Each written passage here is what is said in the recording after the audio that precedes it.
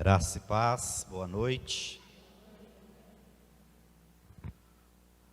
Estamos retomando os nossos estudos e isso é muito bom. O conhecimento da palavra é importante para que a gente tenha uma vida com Deus firmada, né? Nós precisamos conhecer e saber aquilo que cremos e por que cremos. A palavra de Deus diz que nós temos que estar sempre prontos a responder para aqueles que nos perguntarem a respeito da esperança que há em nós. E a Bíblia também diz que nós precisamos ser não apenas ouvintes, mas praticantes da palavra. E a palavra também diz que nós precisamos ser obreiros aprovados, que não tem do que se envergonhar e que maneja bem a palavra da verdade.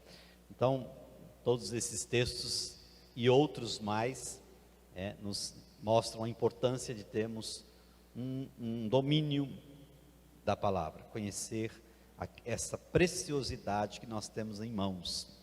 Antes de começar, eu quero dar a oportunidade para você trazer a sua oferta, o seu dízimo. Quem tiver aí pronto nesse sentido, você poderá fazê-lo agora, abençoando então a obra do Senhor e também a sua vida, né? Esse é o momento que você pode vir para fazer então a sua oferta, o seu dízimo, lembrando que você pode também fazê-lo pelo Pix. Às vezes você acompanha os nossos cultos pela transmissão, né, online. Então você também pode participar dessa obra que é de Deus. Eu tenho certeza que você será muito abençoado com isso.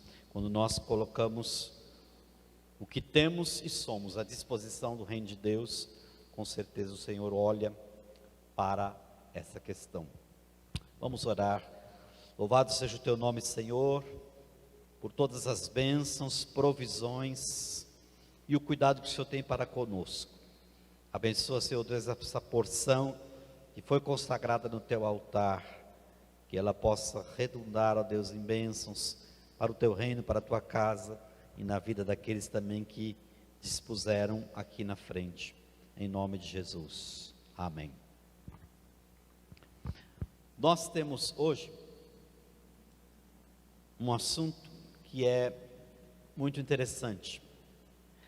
E ele é interessante não somente pelo seu conteúdo provocativo, mas também porque algumas pessoas fogem desse tipo de abordagem, que vai falar a respeito das tragédias humanas e onde é que fica Deus nessa questão. E muito se fala a respeito disso, existem livros escritos a respeito disso. Existe até um livro que se propõe a responder uma das perguntas mais difíceis, que é: por que coisas ruins acontecem com pessoas boas? E essa é uma questão que sempre foi levantada, desde o Antigo Testamento. Nós vemos a argumentação dos grandes homens de Deus a respeito desse tema. Os salmistas questionaram a respeito disso. Os profetas questionaram a respeito disso. Jó fala muito a respeito do sofrimento humano e assim por diante. De maneira que muitas vezes as pessoas saem frustradas a respeito dessa questão, porque elas não têm a resposta que elas querem. Porque a resposta que a palavra de Deus fornece não é muitas vezes a resposta que a pessoa quer. E existe uma diferença entre aquilo que eu quero ouvir e aquilo que o Senhor deseja me comunicar.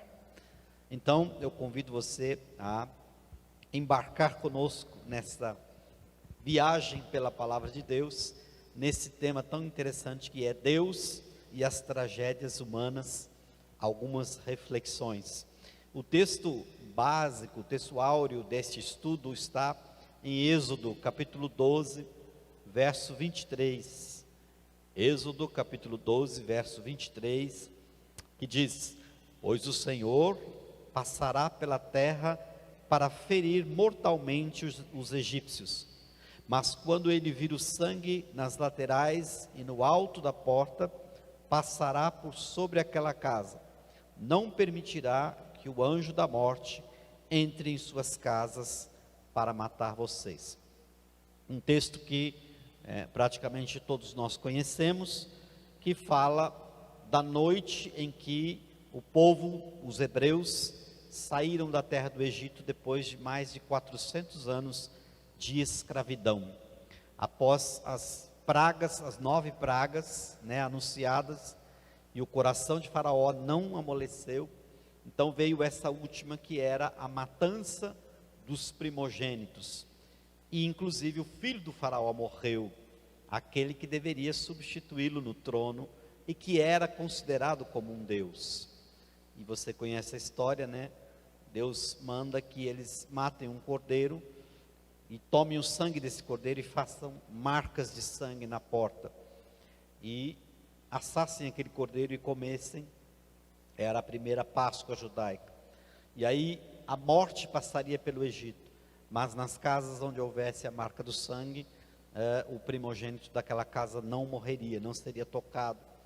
Isto é um simbolismo, muito grande com relação à salvação que nós temos. Quem tem a marca do sangue do Cordeiro, que é Jesus Cristo, não morre espiritualmente. Aquele que crê em mim, ainda que esteja morto, viverá, diz a palavra do Senhor. Na introdução, o autor aqui, que é o pastor Roberto Monteiro de Castro, ele faz uma espécie de retrospectiva da história da humanidade, contando algumas grandes tragédias que aconteceram e que mataram muita gente. Nós sabemos que na história da humanidade nós temos grandes tragédias de proporções globais, mas temos também tragédias localizadas, mas que também são grandes tragédias porque mataram muita gente.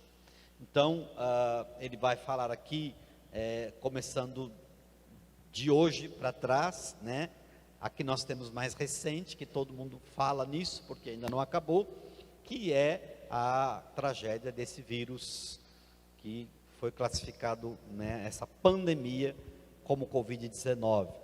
E os seus desdobramentos, as variantes desse vírus que ainda continua matando. Depois ele fala a respeito de outras tragédias mais localizadas ali na Idade Média, na Idade Antiga, que eram as grandes pestes, a peste bubônica, a peste negra, a gripe espanhola, enfim, tragédias que ceifaram vidas, muitas vidas. Fora da ordem cronológica, também tivemos a questão da HIV, do vírus ebola na África e assim por diante.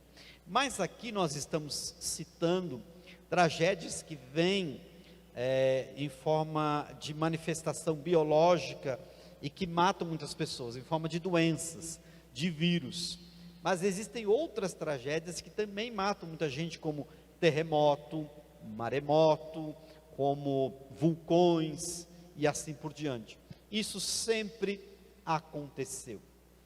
Apenas para que a gente se situe na história e a nossa memória seja refrescada a respeito disso, para a gente saber que sempre houve tragédias na história da humanidade. E aí nós começamos a pensar que a pergunta que muitas vezes as pessoas fazem para nós, que somos cristãos, é uma pergunta difícil de responder. Porque, por exemplo, quando alguém chega e diz para você, olha, Segunda Guerra Mundial, mais de 6 milhões de judeus assassinados, e eu já vi pessoas perguntando a respeito disso, a gente vê isso em filme também, onde estava Deus enquanto acontecia o Holocausto? Onde estava Deus quando milhões de pessoas morriam na Europa por causa da peste negra? Você com certeza já deve ter ouvido esse tipo de pergunta, talvez tenha ouvido algumas respostas, mas a verdade é que parece que a resposta não satisfaz a expectativa do coração do homem. porque normalmente as respostas são assim: Deus está sempre presente na história da humanidade. Deus sabe de todas as coisas, né? Deus tem a visão completa da história. Primeiro, essas afirmações, nós que somos cristãos, já sabemos que é assim. Mas parece que essa resposta genérica não dá conta daquilo que a pergunta exige. E a razão por trás disso é que nós não observamos muitas vezes essas coisas a partir de como tudo começou. Então, qual é o fator humano em meio às tragédias? Se nós começarmos do princípio, o nosso entendimento vai se abrir com relação a essas coisas. Então, em Gênesis, capítulo 3, versos 17 e 19, quando nós olhamos lá, Gênesis capítulo 3, 17 e 19, vai dizer assim: e ao homem declarou: visto que você deu ouvidos à sua mulher, e comeu do fruto da árvore da qual eu lhe ordenara que não comesse, maldita é a terra por sua causa. Com sofrimento você se alimentará dela todos os dias da sua vida, e ela lhe dará espinhos, ervas daninhas, e você terá que alimentar-se das plantas do campo. Com o suor do seu rosto você comerá o seu pão, até que volte à terra, visto que dela foi tirado, porque você é pó, e ao pó voltará. Nós sabemos que quando o primeiro casal, que é na verdade o representante de toda a raça humana, deliberadamente pecou, contrariando uma ordem clara de Deus, dando mais ouvidos a Satanás em forma de serpente do que a Deus, então, ou aconteceu o que nós chamamos de queda, que é o pecado original. E nesse texto fica evidente que as consequências desse pecado não ficaram restritas somente às pessoas de Adão e Eva. A consequência do pecado abrangeu todo o sistema que havia sido criado por Deus. Então havia sentença para Adão, havia sentença para Eva, mas Deus diz também: maldita é a terra por sua causa. Então a abrangência do pecado é muito maior do que o coração do homem. Se fosse só o coração do homem, já seria um estrago considerável. Mas a partir do pecado original que entra no mundo, a consequência desse pecado vai afetar todas as relações humanas. De maneira que o homem agora, a partir de Adão e Eva, e enquanto o mundo for mundo, por conta do pecado, vai viver debaixo dessa necessidade de restauração do homem consigo mesmo, do homem com o seu semelhante, do homem com o meio ambiente e do homem para com Deus. Então são 4 dimensões que foram afetadas por causa do pecado. E a partir daí, essa terra que também foi amaldiçoada por causa do pecado, passou a sofrer as consequências de uma humanidade que se multiplicava, e juntamente com essa multiplicação numérica de pessoas, multiplicava também a prática do pecado. E como é que nós sustentamos isso biblicamente? Ora, em outras oportunidades, Deus olha e vê que a maldade do ser humano era tamanha que Deus pontualmente precisa intervir na história. E é isso que nós vamos ver mais para frente. Então, qual é o fator humano nas tragédias? Nós podemos afirmar, pela palavra, sem sombra de dúvidas, que as tragédias passaram a acontecer depois que o pecado entrou no mundo. Antes disso, em toda a narrativa da criação, qual é a expressão que mais se repete quando Deus vai criando as coisas? E viu Deus que tudo era bom. Se tudo era bom, se tudo era perfeito, e nós cremos assim porque a palavra diz, a partir do pecado, nem todas as coisas eram boas mais. A natureza sentiu o impacto negativo do pecado, e isso está explícito nesse texto.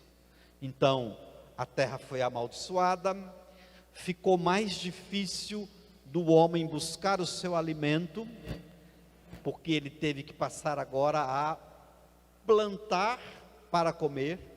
Do suor do teu rosto você comerá o seu pão, até que volte à terra, visto que dela foi tirado, porque você é pó, e ao pó voltará. No 18 diz assim, que essa terra que foi amaldiçoada, lhe dará espinhos e ervas daninhas. Então vejam que o pecado é uma coisa tão séria, que ele produziu coisas ruins, num ambiente onde tudo anteriormente era tudo bom.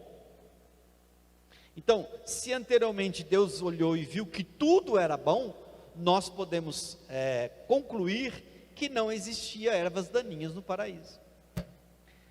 O nome já fala, né? Erva daninha, que causa dano.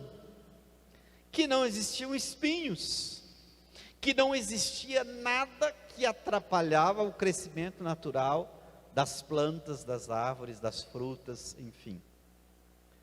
Então percebam que a partir desse momento, não somente o coração, a mente e o espírito do ser humano, da raça humana, estavam comprometidos e contaminados, mas toda a natureza.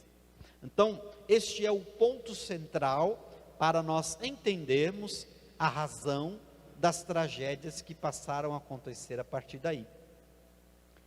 O fator humano é decorrente disso.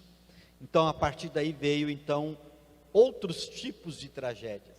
Tragédias que podem ser classificadas, por exemplo, como manifestações da natureza, como a gente já falou, né? Enchentes, dilúvios, terremotos, vulcões, maremotos, que trazem muita mortandade também. Temos também as catástrofes que nós podemos chamar de influência biológica, que são animais que crescem em grande quantidade e ficam fora de controle. Por exemplo, pragas de gafanhotos, por exemplo, que devastavam as plantações, e por causa disso as pessoas passavam fome, porque dependiam daquela colheita. Não existia ainda defensivos agrícolas, não existiam esses produtos químicos que hoje inibe de certa forma uma praga de gafanhoto, uma praga de pulgão, algo que possa destruir a plantação.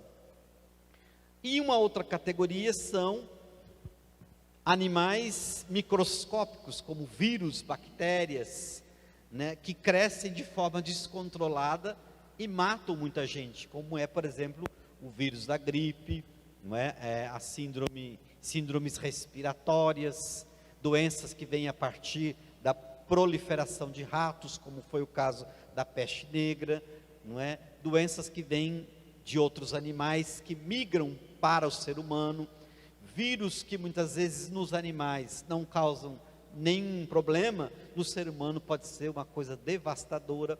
Então esse descontrole da natureza, né, se é que nós podemos chamar assim, vem a partir da questão do pecado.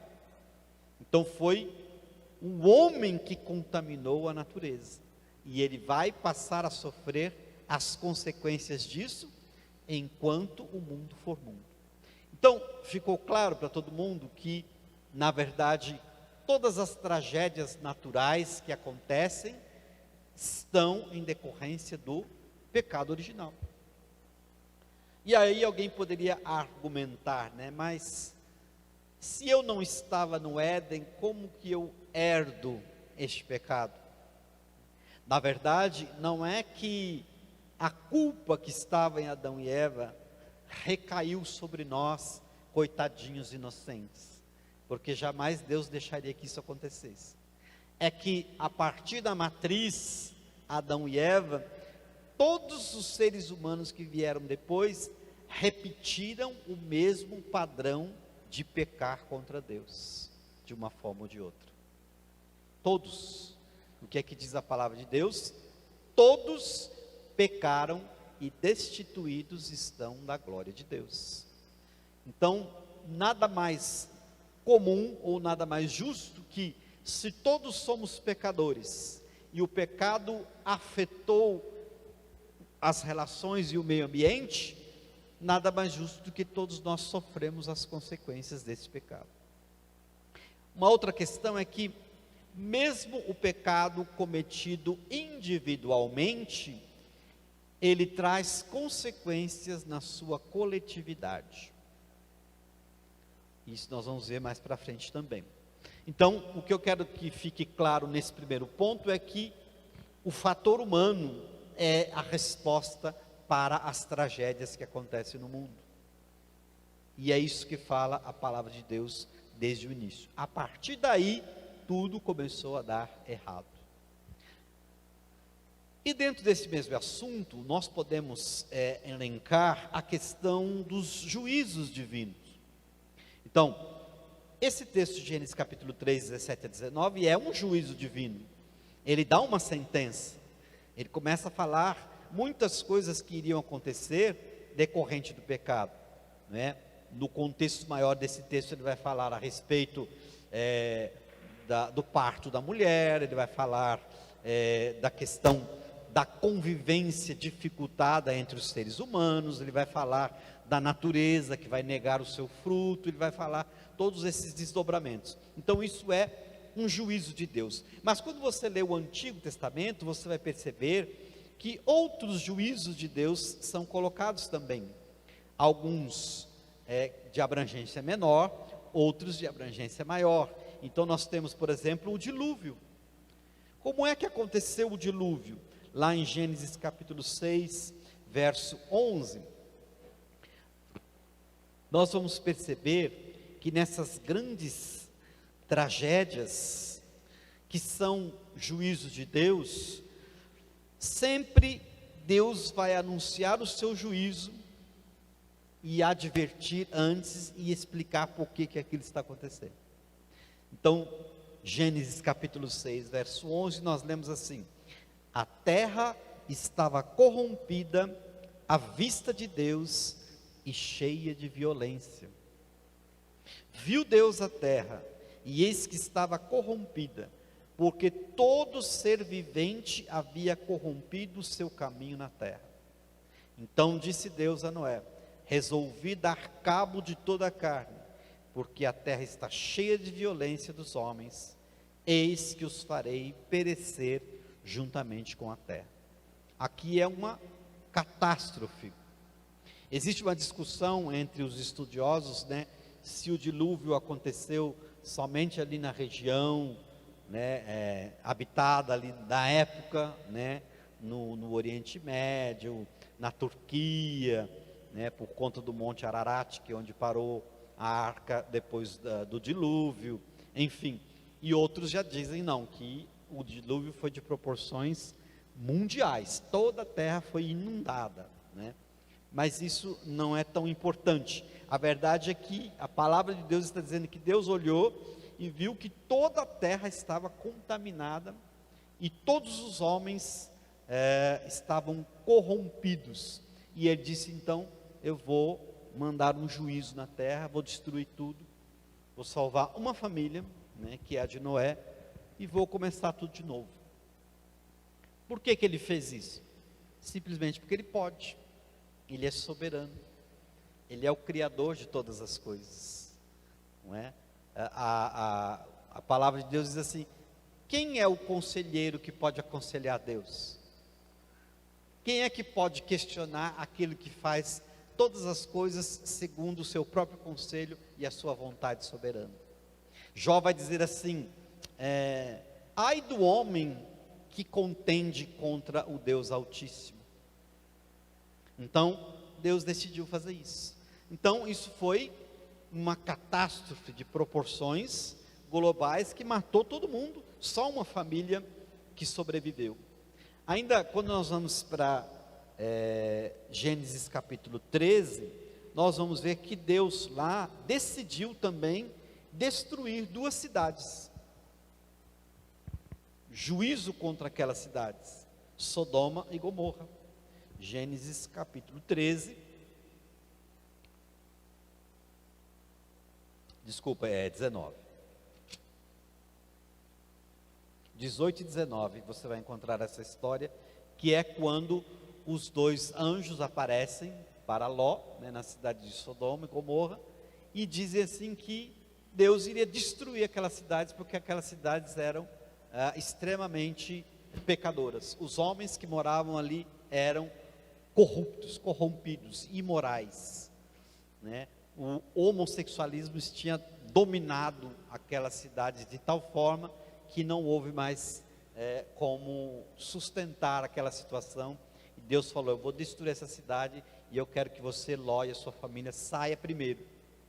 Se você não sair, você vai morrer juntamente com ela, E a gente sabe, na narrativa de Gênesis 18 e 19, que foi preciso que os anjos pegassem, Ló e sua família pela mão, e os apressassem e arrastassem praticamente para fora da cidade, porque a destruição estava vindo e eles estavam se demorando para tomar essa atitude. Depois nós temos também a saída do povo do Egito, lá em Êxodo, capítulo 11, que é uma parte do texto que nós lemos. O que é que Deus fez? Deus castigou o Egito por conta da opressão contra os hebreus. 400 anos de escravidão. Então, o que esses textos nos mostram?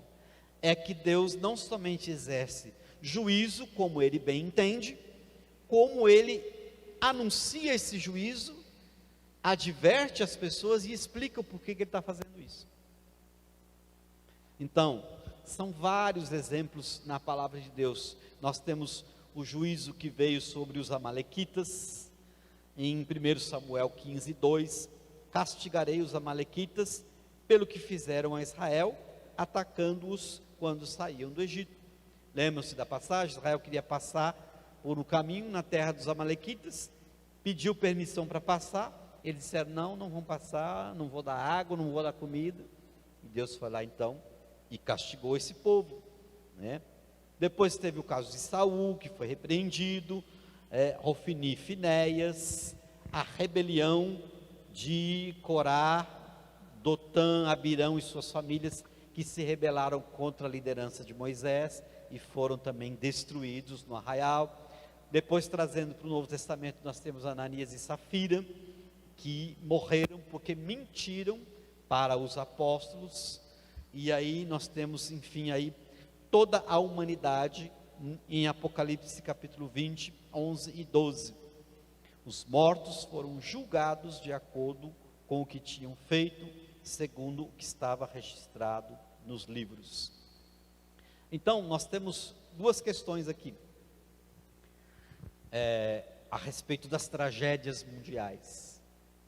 Algumas delas são juízos pontuais de Deus na história da humanidade. Outras são consequências naturais do pecado que está estabelecido na terra. Então é importante você fazer distinção entre essas coisas. Por que é importante? Porque você pode, por exemplo, atribuir o dilúvio, que é uma catástrofe, que morreu muita gente, a um juízo de Deus que Ele anunciou e explicou por quê.